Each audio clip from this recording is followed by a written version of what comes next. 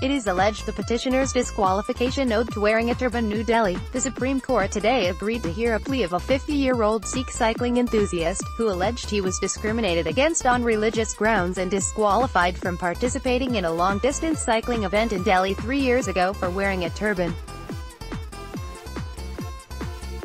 A graphic designer by profession, petitioner Jagdeep Singh Puri sought formulation of guidelines for the protection of fundamental rights of persons belonging to turban Sikh community who participate in such social or sport events. A bench of Justices S.A. Bobde and L. Nageshwara Rao issued notice to the centre and the long-distance cycling randonneuring event organizer and sought their replies in 4 weeks.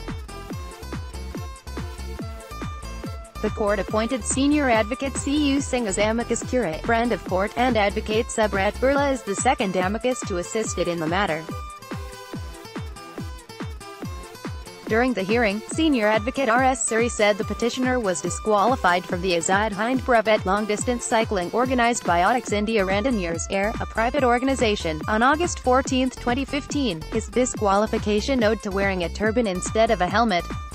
Air maintains that its rules disallowed any exceptions and that all had to wear the helmet, including turban Sikhs. The petitioner was discriminated against on religious grounds and disqualified, Mr. Suri said. The bench clarified that it would not hear too many intervening applications to avoid repetitive arguments and all parties can assist senior advocate R.S. Suri.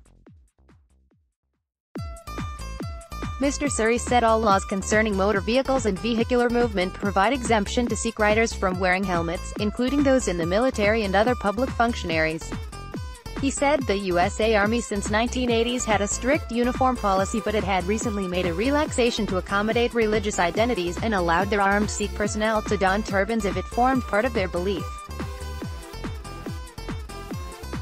The plea filed by Mr. Puri said, the question faced by this court does not concern a tussle between safety and religious freedom.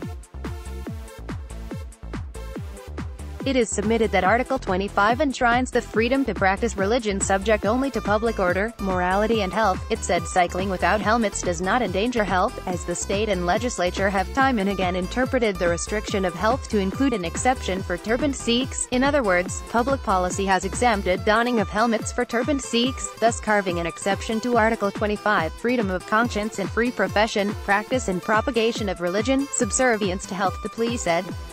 It said that when Section 129 of the Motor Vehicles Act, 1988 clearly exempted turban Sikhs from wearing any protective headgear while riding motorcycles or motor-powered vehicles, then why does it not apply to pedaled cycles?